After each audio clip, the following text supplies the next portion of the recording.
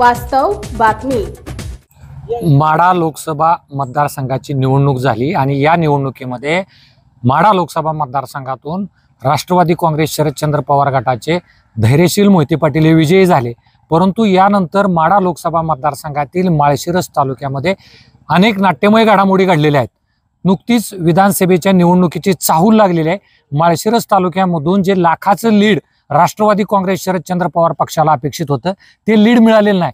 त्या दृष्टीनं माळशिरस तालुक्यातील पत्रकारांचा माळशिरस तालुका विधानसभेच्या निवडणुकीविषयी मूड काय आहे, नक्की तालुक्यात चाललंय काय, या संदर्भात आज आपण माळशिरस तालुका पत्रकार संघातील जे सदस्य आहेत त्यांच्याशी आज आपण चर्चा करणार आहोत। माझ्या पाठीमागे आपण पाहताय माळशिरस तालुका पत्रकार संघातील सर्व सदस्य उपस्थित आहेत आणि माळशिरस तालुक्यातील विधानसभा निवडणुकीच्या माध्यमातून काय प्रश्न आहेत या ठिकाणी आपण त्यांच्याकडून जाणून घेणार आहोत।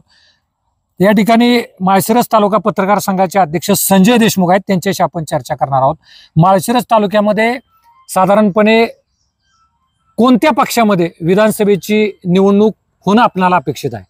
माळशिरस तालुक्यामध्ये पहिल्यापासूनच मोहिते पाटील आणि विरोधक हे दोनच गट राहिलेले आहेत आणि तेही या निवडणुकीला लोकसभेमध्ये उत्तमराव जानकर विरोधकाचे नेते होते, ते आणि मोहिते पाटील एकत्र आले। त्यामुळे आता विधानसभेला जर ते एकत्र राहिले तर आता लोकसभेला आपण बघितलं असेल की विरोधी गट जरी असला तरी त्यांनी 65,000 मतं घेतलेले आहेत। त्यामुळे ते दोन्ही एकत्र राहिले आणि आमदार राम सातपुते यांनी विद्यमान आमदार राम सातपुते यांनी 5 वर्षामध्ये खूप कामं केलेले आहेत। ते लोकसभेला सोलापूरला गेले, त्यामुळे त्यांच्या अजून जर ते राम सातपुते आता विधानसभेसाठी माळशिरस विधानसभेसाठी उभे राहू शकतात? 100% उभं राहू शकतात, कारण त्यांचा तिथं पराभव झाला असला तर इथं ते पुन्हा आमदार आता आहेत आणि ते 100% उभं राहणार आहेत। यांनी आता सांगितलं की माळशिरस तालुक्यामध्ये आमदार राम सातपुते यांनी भरपूर विकास कामं केली।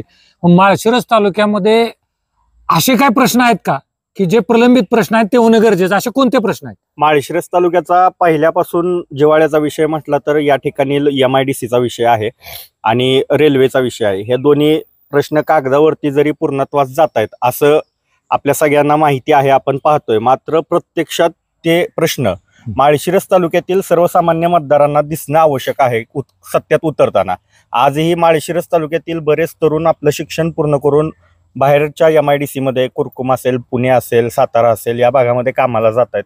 त्यामुळं ही सर्व तरुणाई माळशिरस तालुक्यात MIDC कधी होते आणि जे शेतकरी वर्ग आहे यांचा शेतीमालाचा भाव वाढवण्यासाठी, माल बाहेर एक्सपोर्ट करण्यासाठी बाहेरच्या मार्केटला पाठवा। आपण सांगोलचं उदाहरण बघितलं, तिथून डाळिंबाची स्पेशल ट्रेन जाते, तसा आपल्या माळशिरस तालुक्यातून सुद्धा रेल्वे लवकरात लवकर सुरू व्हावी, असे हे 2-3 महत्त्वाचे आणि जिव्हाळ्याचे प्रश्न या विधानसभा निवडणुकीमध्ये नक्कीच इम्पॅक्ट करतील असं मला वाटतंय। लोकसभा निवडणुकीच्या माध्यमात लोकसभा निवडणुकीच्या माध्यमात नीरा देवघरचा प्रश्न असेल, लोणंद पंढरपूर रेल्वेचा प्रश्न असेल, हा प्रश्न समोर आला होता। परंतु नाट्यमय घडामोडीनंतर धैर्यशील मोहिते पाटील हे माढा लोकसभेचे खासदार झाले आणि हे प्रश्न अजूनही प्रलंबित आहेत। या बाबतीत भविष्यामध्ये माढ्याचे खासदार हे 2 प्रश्न सोडवतील असं आपणास वाटतं का? याबाबत आपण शाहरुख मुलानी यांची चर्चा करणार आहोत।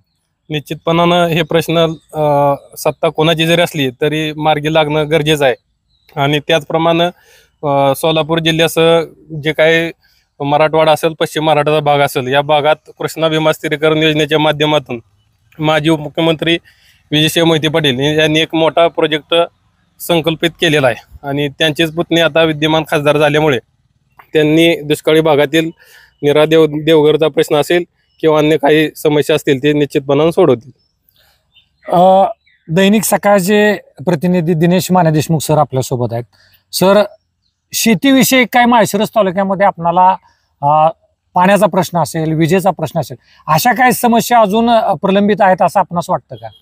शेतीबद्दल ह्या ठिकाणी पाण्याचा प्रश्न गंभीर आहे। माळशिरस पश्चिम भाग जर घेतला तर कारुंड्या ह्या अशा भागामध्ये अजून तरी पाणी त्या ठिकाणी उपलब्ध नाही। खाली अजून उजनीचं नियोजन या ठिकाणी चुकल्यामुळं शासनाचं, त्यातल्या पालकमंत्र्यांचं गेल्या पंचवार्षिकमध्ये जवळजवळ 2-3 पालकमंत्री या ठिकाणी बदलले गेले, त्यामुळं हे उजनीचं नियोजन बरोबर झालं नाही मागच्या वर्षामध्ये। त्यामुळं उजनीचं धरण म्हणजे असून सुद्धा, पाण्याचे उपलब्ध असून सुद्धा नियोजनाअभावी आहे ह्या लाभधारकांना दुष्काळ सहन करावा लागतोय आणि खताचं आणि ह्याच्यामध्ये अजून बोगस बियाणे हे सगळे अजून परिस्थिती तशीच आहे. ह्याच्यामध्ये सुधारणा होणं हे अपेक्षित आहे. शेतीचा प्रश्न असेल, विजेचा प्रश्न असेल, पाण्याचे प्रश्न, अजून भरपूर प्रश्न माळशिरस तालुक्यात प्रलंबित आहेत. आपल्यासोबत दैनिक स्वराज्याचे नातेपुते प्रतिनिधी मनोज राऊत सर आहेत. राऊत सर, आता बऱ्याच पत्रकारांनी भूमिका मांडली की विजेचा प्रश्न असेल, पाण्याचा प्रश्न असेल, MIDCचा प्रश्न असेल, विविध विकास कामं असतील, परंतु आपण पत्रकारिता म्हणून गेले अनेक वर्ष पत्रकारितेत काम करता. तर पत्रकार म्हणून आपल्या काय पत्रकारांच्या मागण्या आगामी किंवा विद्यमान खासदारांकडून किंवा आगामी विधानसभा सदस्य जे होतील त्यांच्याकडून आहेत का काय? अनेक ठिकाणी आपण बघतो की सातारा असू द्या, सोलापूर असू द्या किंवा इतर तालुक्यात अनेक ठिकाणी पत्रकार भवन आहेत. सत्ता कुणाची असो, सत्ता येते जाती, परंतु पत्रकारांसाठी या ठिकाणी एक पत्रकार भवन होणं अपेक्षित आहे. आणि या माळशिरस तालुक्यामध्ये जे कोणी सत्ताधारी आहेत त्यांच्याकडून या ठिकाणी पत्रकार भवन व्हावे अशी मी अपेक्षा व्यक्त करतो. माळशिरस तालुक्यातील या पत्रकार बांधवांनी वेगवेगळ्या समस्या मांडलेल्या आहेत. सत्ताधारी असतील, विरोधक असतील, यांच्यासमोर एकच प्रश्न आहे. शेतीचा, पाण्याचा प्रश्न आहे, विजेचा प्रश्न आहे, रेल्वेचा प्रश्न आहे, पत्रकार भवनचा प्रश्न आहे, MIDCचा प्रश्न आहे. म्हणजे भरपूर प्रश्न माळशिरस तालुक्यात आहेत आणि हे प्रश्न सुटणं गरजेचं आहे असे माळशिरस तालुक्यातील पत्रकारांना वाटतं. व्हिडिओ जर्नलिस्ट विजय कुमार देशमुख सह मी निनाद पाटील, भूमिपुत्र न्यूज, माळशिरस.